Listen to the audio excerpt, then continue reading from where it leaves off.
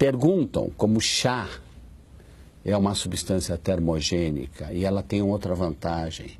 O chá, muitos deles, são ricos em antioxidantes. E antioxidantes são importantes para, vamos dizer assim, impedir envelhecimento, arteriosclerose e tudo mais. É claro que seria ótimo se a gente pudesse tomar chá o dia inteiro.